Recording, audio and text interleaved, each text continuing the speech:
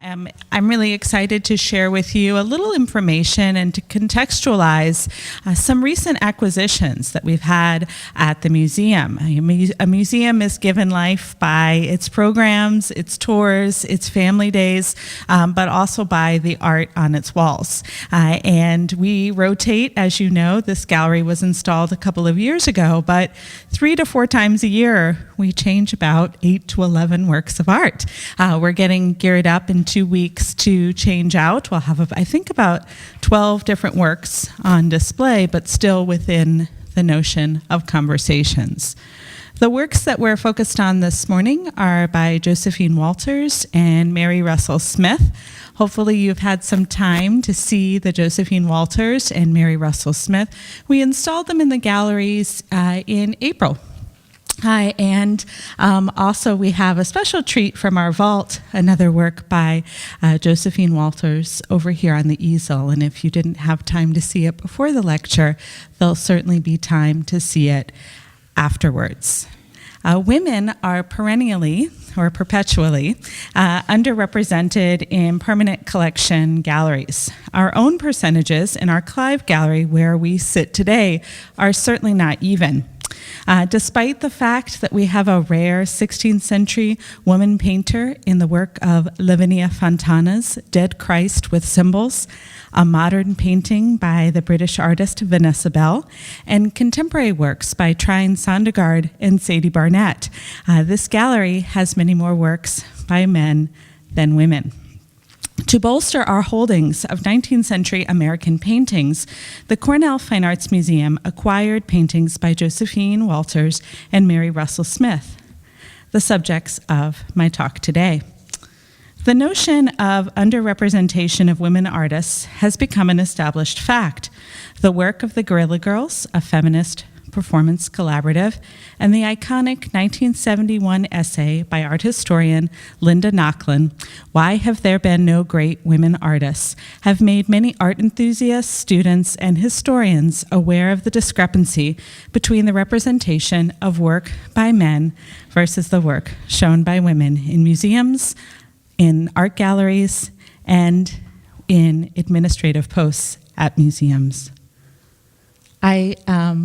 I personally loved the Not Okay Weekly by the Guerrilla Girls, and of course chose that image because we're thinking about historic American art and the idea of American artists on the mall locked in the vaults as opposed to being on view.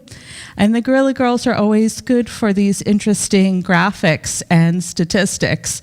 Here we see from 1985 to 2015, not that much of a difference in terms of solo exhibitions of the work of women artists. There's a strong trend right now amongst museums of exploring the role of women artists and abstraction. Just 2 years ago, the Jewish Art Museum, or the Jewish Museum in New York, staged an exhibition of Norman Lewis, who's a black artist, and the work of Lee Krasner, a woman artist. And that show from the margins has led to many group exhibitions. This summer, the Denver Art Museum debuted Women of Abstract Expressionism. This is the cover of the book here. It's a detail of a work by Elaine de Kooning, The Bullfight from 1958. And on the right is a gallery installation of the Museum of Contemporary Art in Jacksonville, which currently has an exhibition of contemporary women abstract painters. There are a host of other women abstract exhibitions currently being held in Denver. The Metro State University, their gallery has a show of contemporary women abstract painters this summer. The Pollock Krasner House in New York has an exhibition of abstract women painters. Our own museum participated in this conversation last April with our exhibition, Women and Abstraction. And you see a detail here from the installation, work by Hayel Posante, Carmen Herrera, and Donna Hargrove. Other exhibitions at the museum have presented the work of women artists. And this is just a small representation, but perhaps most notably was the Neville Strauss collection, American Women Artists, 1819 to 1947. I know we have some loyal members here in the room, so many of you may remember this exhibition. And I'm so honored that Stephanie Strauss and Carlton Neville are here today.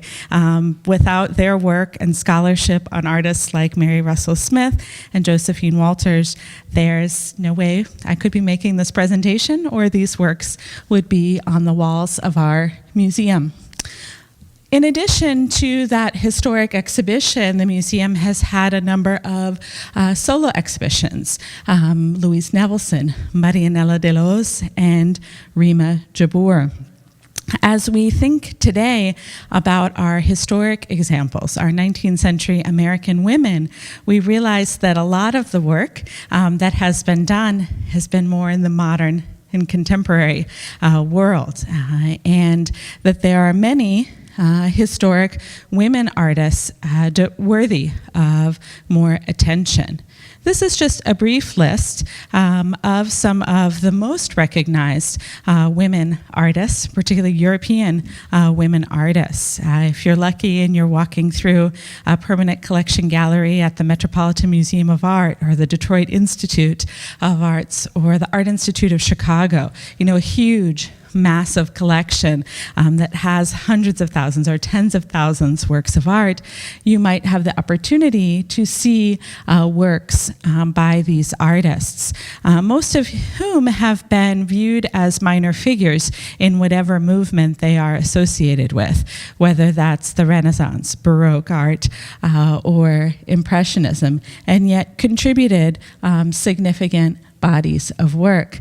They're not alone, though, and as we know, art history so often focuses on individuals.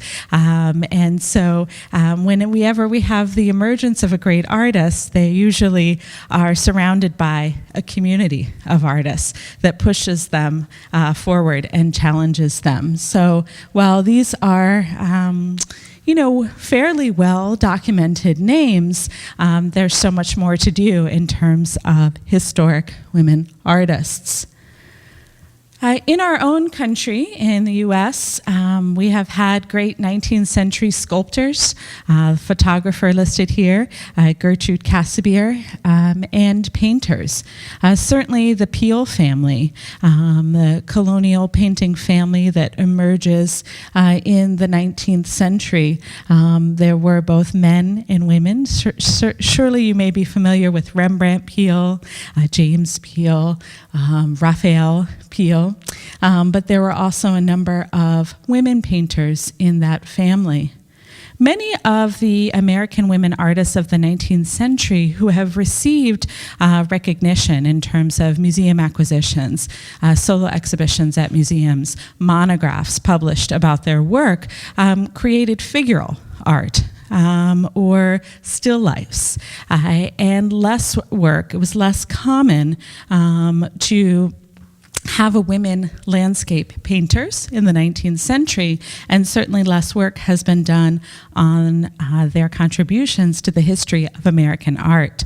Here, the image that you're looking at is by Julie Hart Beers, and just at the bottom there, Julie Hart Beers and Susie Barstow are the two, and Laura Woodward at the top are the three American landscape painters on this list from the 19th century, where the others were focused on different styles of representation.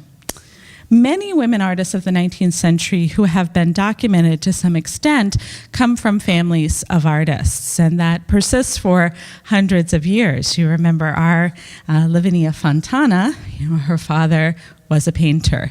And in the case of Julie Hart Beers, her brothers, James and William, were successful landscape artists. And you may remember from the Cornell Fine Arts Museum's permanent collection having seen a painting by William, and we had it on view within the last year, and surely it won't be off view for too long. Julie Hart Beers grew up in a family that very much encouraged her artistic inclination. Her father encouraged her to study with her brothers. And so that sort of independent confidence, that urging from her father led her to have a successful landscape career. She was born in Pittsfield, Massachusetts, and her parents were immigrants from Scotland. Her first exhibition was at the National Academy of Design in 1867, and during her life she exhibited at other prominent institutions like the Pennsylvania Academy of Fine Arts and the Boston Athenaeum, also in 1867. But back to the National Academy of Design. Her work appeared in 12 annual exhibitions at the National Academy of Design, which is pretty considerable for the 19th century and for a woman artist. Related to our lecture today, the National Academy of Design was founded in part by Hudson River School painters Asher B. Durand, Thomas Cole. From the beginning, they did allow women members, but the number of women who were invited for membership was quite small. So when you look at across the 19th century, in a period of 50 years, there might have been 75 women members invited for membership, but 1,200 male members invited for membership. Another interesting thing, although we're looking at nature in the natural world today, about the National Academy of Design is that live models were introduced to the curriculum in 1837, but only women were only permitted to take classes with live models in 1857, 2 decades later. And by the 1870s, women accounted for 1/3 of the total student population at the National Academy of Design, and that number continued to increase into the 20th century. So the Hudson River School, to sort of contextualize our painting by Josephine Walters, I want to talk just briefly to you about the history of that school. Very much Thomas Cole, born in England, an immigrant from England. He is considered the father of the Hudson River School. It's really the first time in the United States we have this sort of formulation of an American school. But historians often use that term school a little bit loosely. It was a group of artists that were very focused on the landscape, many of whom lived in and around the Hudson River region, many of whom painted the Hudson River. And that name actually, of course, art history always has these little jokes, was actually coined by a critic who was deriding the Hudson River artists later in the 19th century, and speaking of them in a negative manner for not being innovative in their subject matter and sort of clinging to traditionalism, that they were these Hudson River school artists. However, that term remained and continues to this day. Thomas Cole saw a strong connection between the divine and nature. For him, being in nature was an incredibly spiritual experience. Here we have the power of the thunderstorm, something that we are all too familiar with living here in Florida. The way in which the water is depicted on the left side of the composition is rather incredible. One of the things I think that we'll see today that Hudson River School artists also dealt with is this idea of kind of man versus nature, the overwhelming power, whether it was a passion for nature, this sort of awe-inspiring passion for nature that sort of could dominate the human experience in the outdoors, or the challenges of nature, the threat of nature. Very small figure here painted, which is the artist, Thomas Cole, self-portrait, sketching here in the foreground of the piece. So thinking about how we can barely see him, and this notion of man versus nature, man versus this thunderstorm. These artists of the Hudson River were incredibly technically astute in terms of light and color, their approach to paint, and the way in which they rendered the outdoors. This is kind of an interesting thing here. There are these logging scars in the back here, which the art historian Matthew Bagel, many decades after this work was painted, identified these lines as Hebrew letters, but written upside down, and symbolizing the term Almighty. And so thinking about the idea of who might be able to read this, someone from above, and further supporting his interest and his notion of the connection between the spiritual and the landscape. Of course, Thomas Cole was not the only painter of the Hudson River School, but he is, again, considered to be the father of the Hudson River School. He really only taught directly Frederick Irwin Church, whose composition or painting rather you see on the left here. Frederick Irwin Church, a talented painter but also a world traveler. He traveled to South America, to Mexico, to the Middle East, to Europe, but of course is most associated with his connection to Thomas Cole and the painters, American painters active on the East Coast in the early part, or in the 19th century. This particular painting is a scene of Maine, the way in which our eyes are drawn to the horizon, the body of water, the mountains in the background, the gradation of color, of hues from the foreground to the middle ground. The light of the sky, these really rich pink hues, are very typical of Frederick Irwin Church's paintings, whether you're with him in South America or in the U.S. landscape. You often see these really rich pink hues, and it's a way in which he distinguished himself from some of his other contemporaries. On the right, you have the work of Albert Bierstadt, who was born in Germany, another immigrant artist. Bierstadt, again, we classify him as a Hudson River School artist, but like Church, he traveled, though not as extensively. Bierstadt was in Europe. He traveled to Switzerland. He also traveled to the American West, and his paintings of Yosemite and Yellowstone are often some of our most iconic images of the American West. And here, Wind River Country, a painting of Wyoming. These painters aligned, at an interesting moment in American history. We think about independence in 1776, Cole working in the opening decades of the 19th century, the country looking to formulate an identity, looking for a spirit of nationalism that could be manifest through the celebration of the physical landscape, the topography of the country. Then, of course, we have the American Civil War.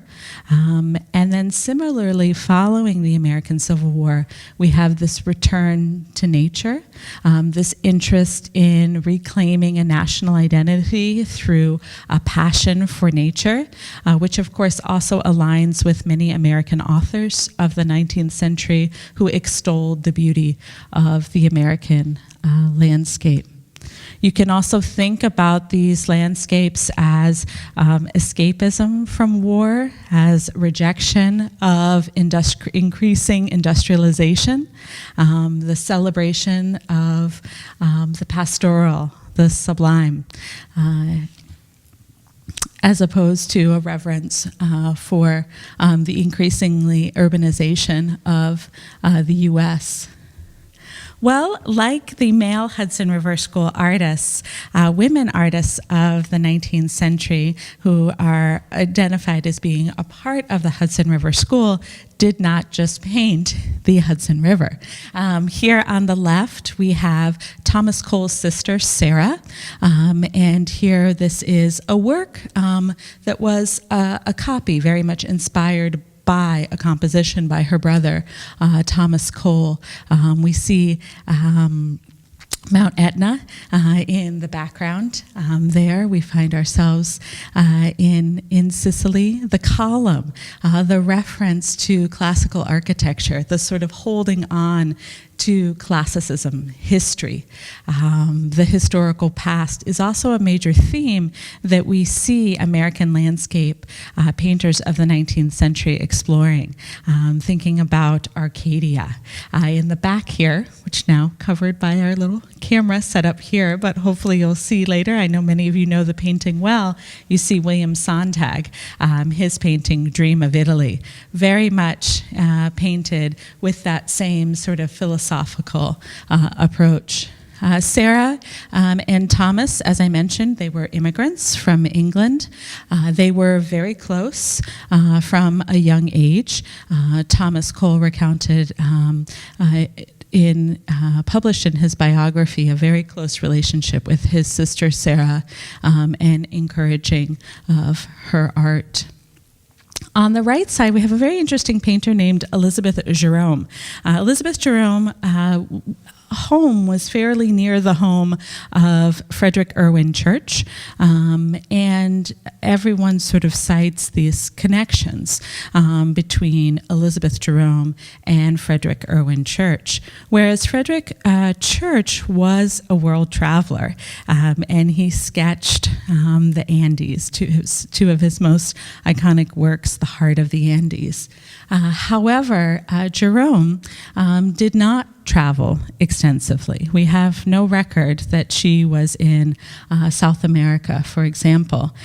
So she's painting from literature, painting likely from an influence of Frederick Irwin Church, painting from her imagination.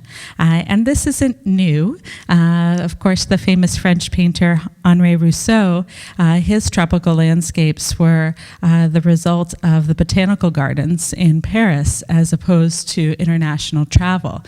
His job as a customs officer led him to be very creative in the tropical compositions that he would construct.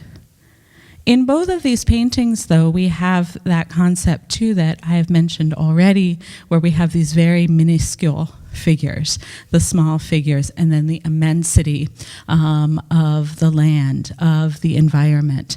And this connection and this reverence for place and location and tying this one's identity, one's exploration of creativity through place.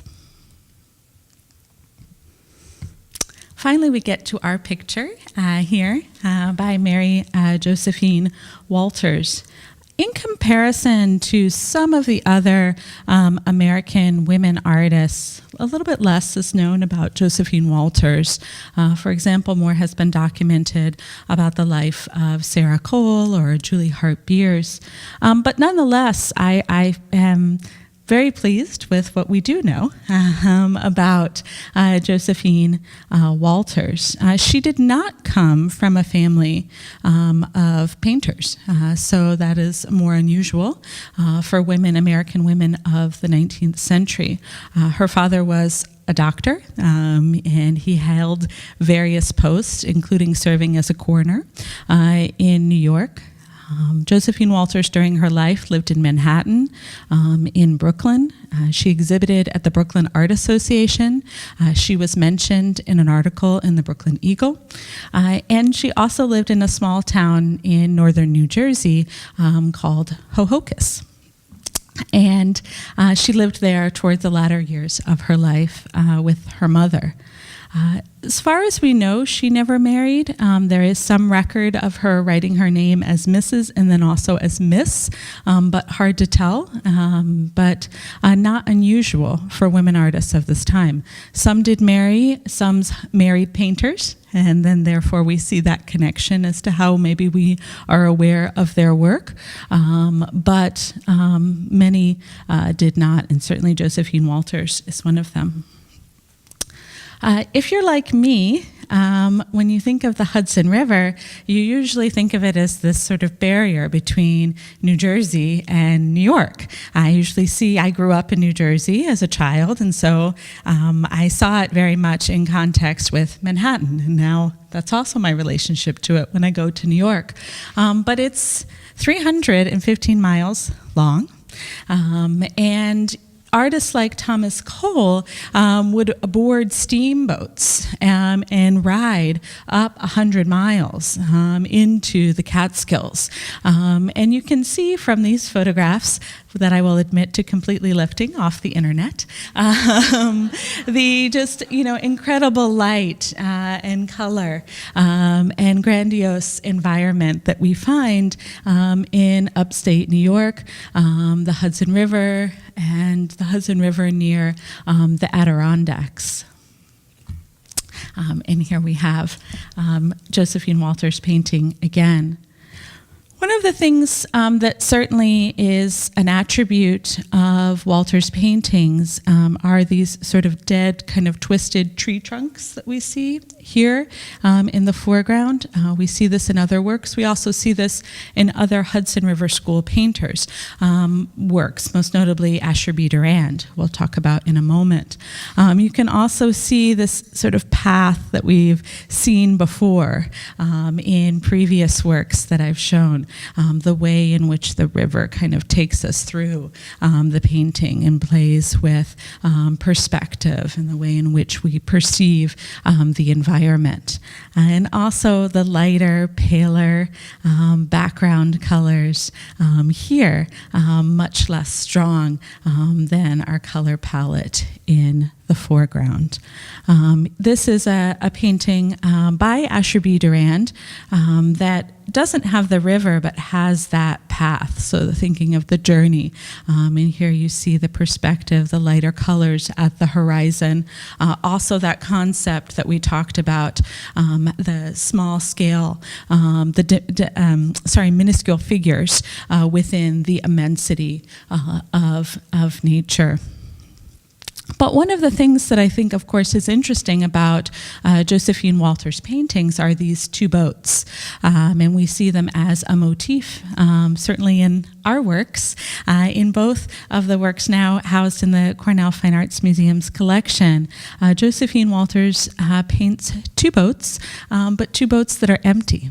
So instead of having our minuscule figures, we have our minuscule boats. So we have this trace of human presence, this trace of humanity, and yet the figures are absent, the people are absent. Certainly during the 19th century, there's a huge increase in tourism. Tourism in upstate New York, tourism in the Catskills, people traveling to the Adirondacks. And so here we have that kind of ode, of course, to recreation. But I like to think of it as something perhaps, more philosophical. This sort of connection to nature, the sort of the loneliness, right? The sort of the human is present but also absent.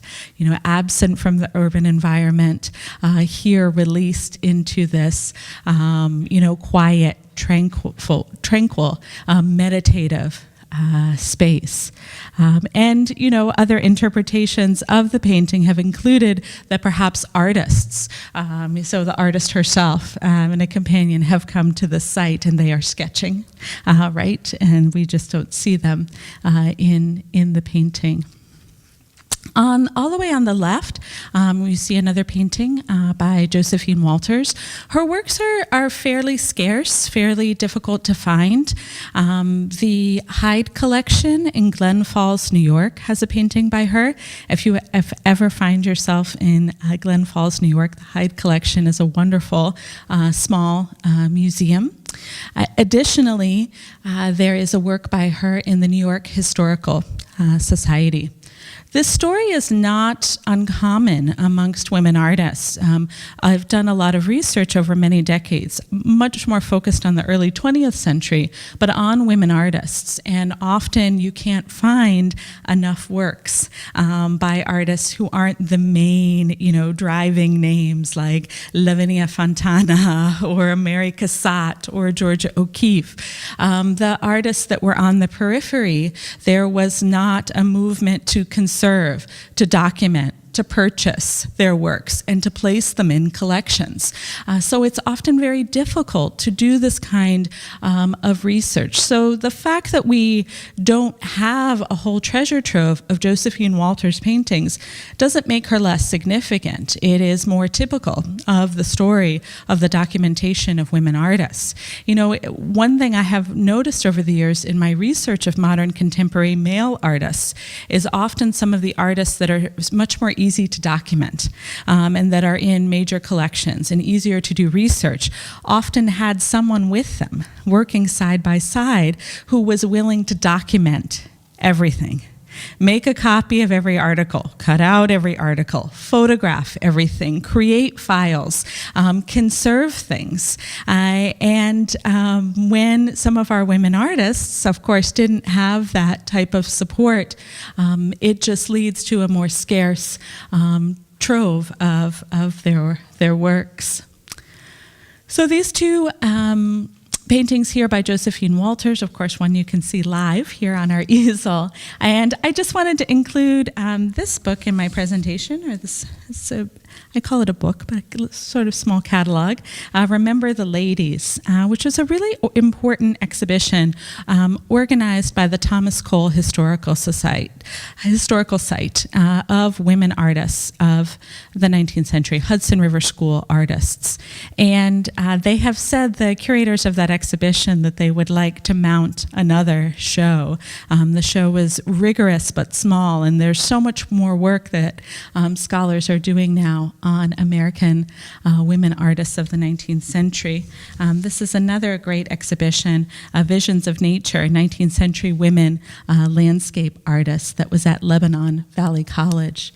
I love the title, Remember the Ladies. It's taken from a letter Abigail Adams wrote her husband saying to remember the ladies, and I'm paraphrasing, that if you don't remember the ladies, revolution could foment.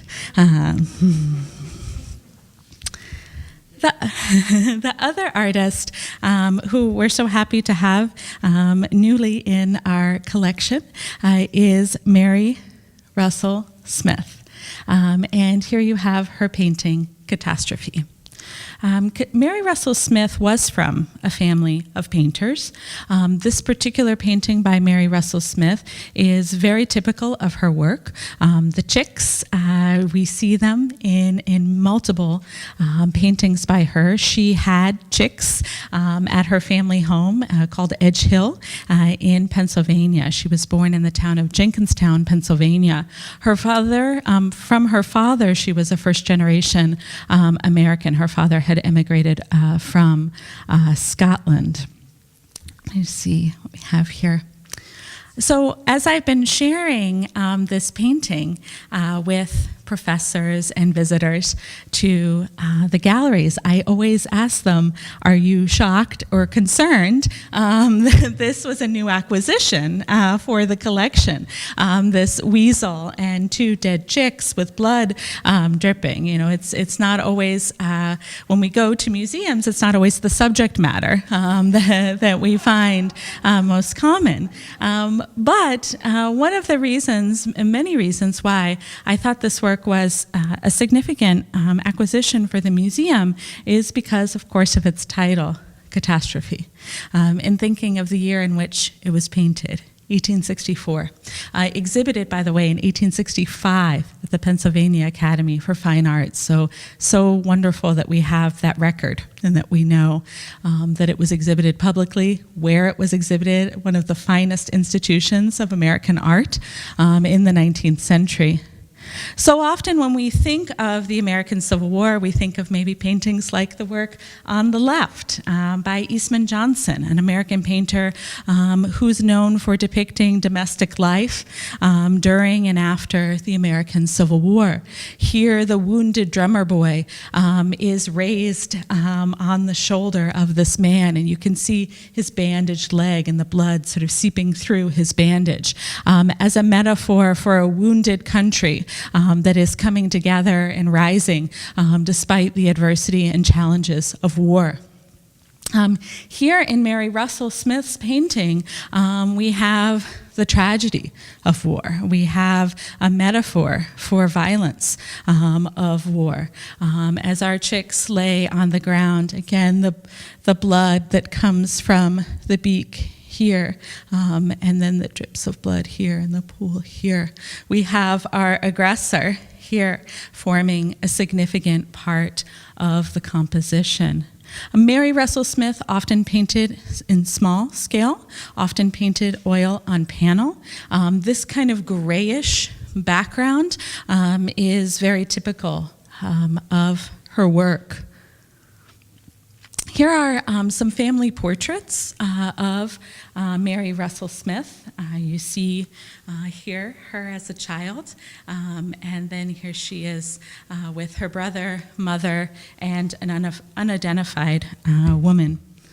Mary Russell Smith's father was a painter. He and his wife very much active in the arts. Mary Russell Smith's mother often painted floral scenes and was a great influence on her daughter. Her brother was also a painter. He was in the Navy. He was stationed in South Carolina.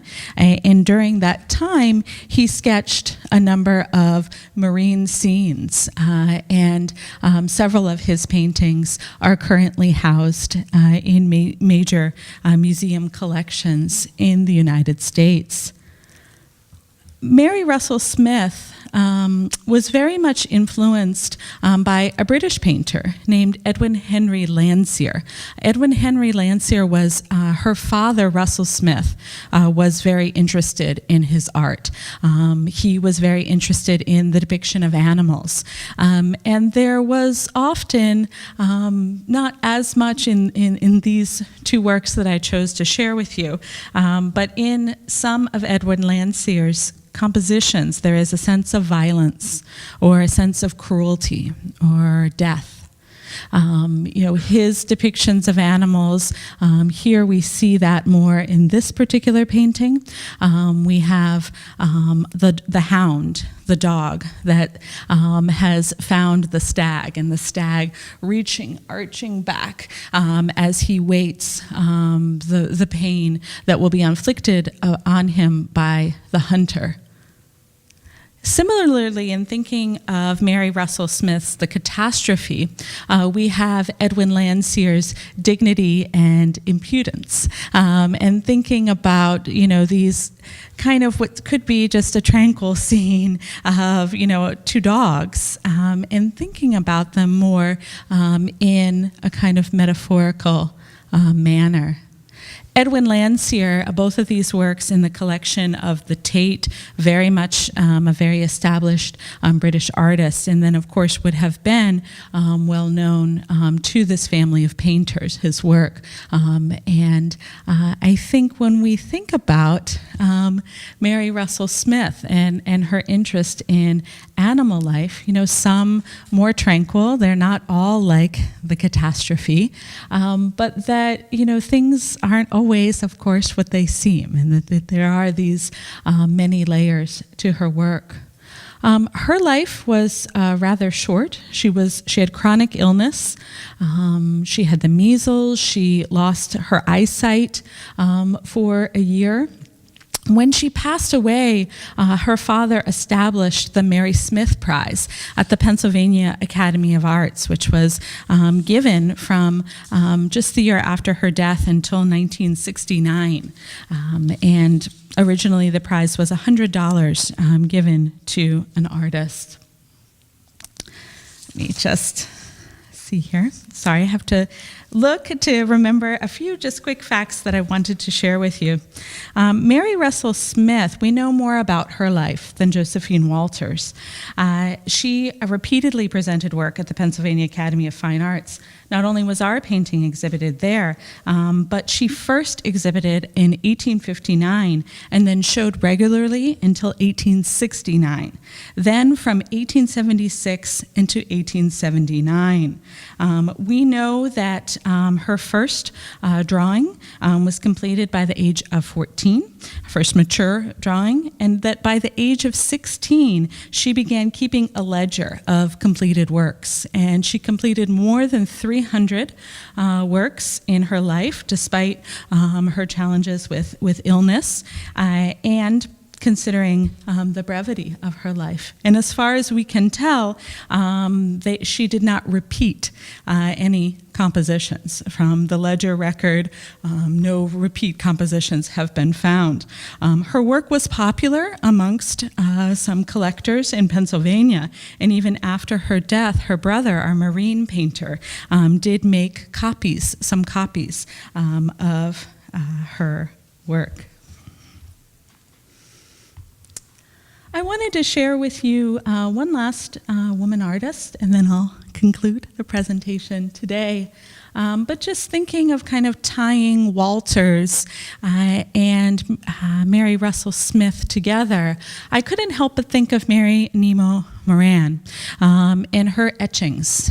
She was an artist. She was skilled at drawing and painting, but it was her husband, the painter Thomas Moran, that gave her some copper plates and encouraged her to try etching. And that's the artistic medium that we most often associate with her.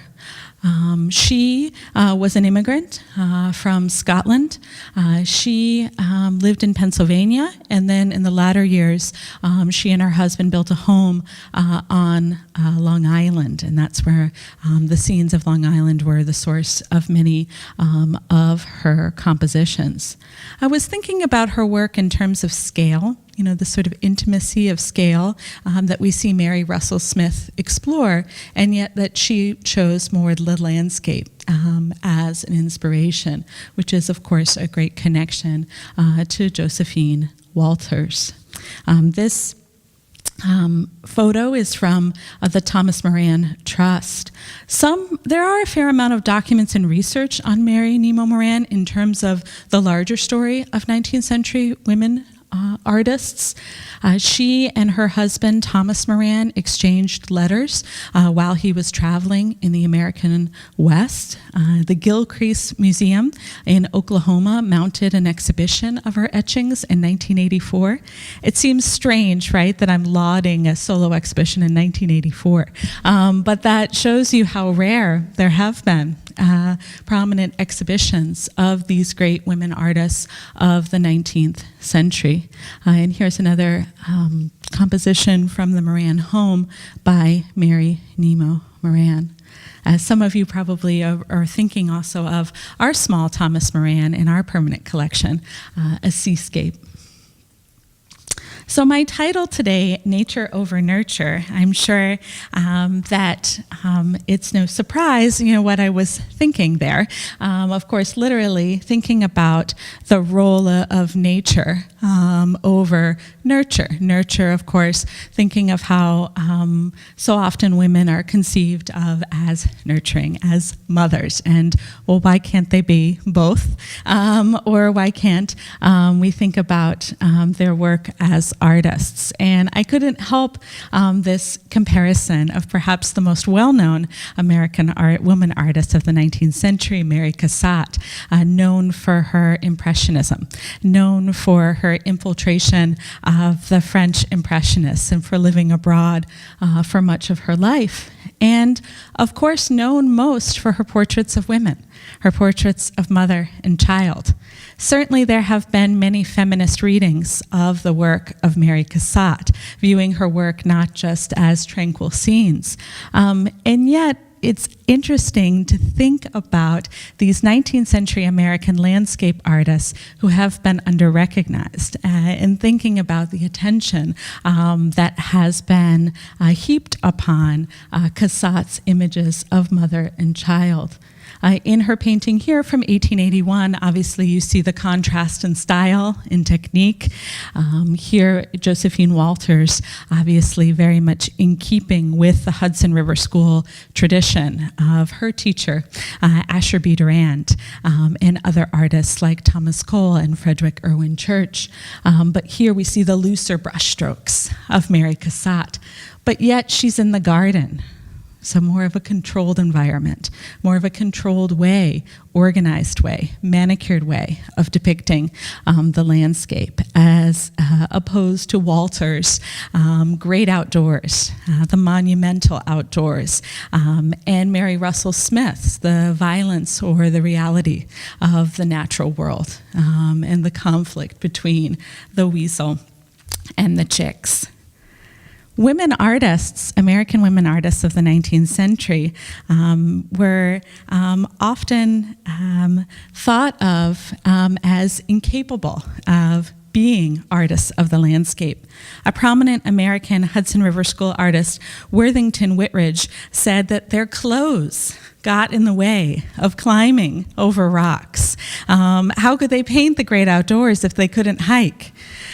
Furthermore, he said they couldn't even set up an umbrella spike. So how could they be painters of the Hudson River and beyond?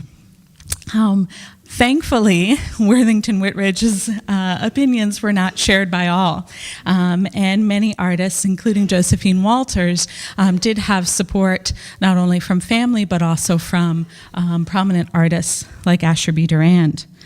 As I was preparing this lecture today, and perhaps you caught on, I couldn't help but think about the relationships between our exhibition next door, Displacement, Symbols, and Journeys, an exhibition that deals a lot with the notion of immigration, multiple cultural influences, and subliminally the power of place.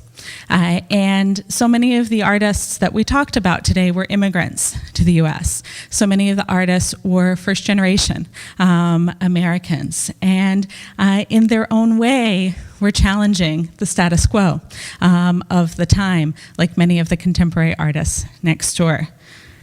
I hope that before you leave today, you'll have time to look at the paintings in our permanent collection gallery and also our temporary exhibition, Displacement, Symbols, and Journeys.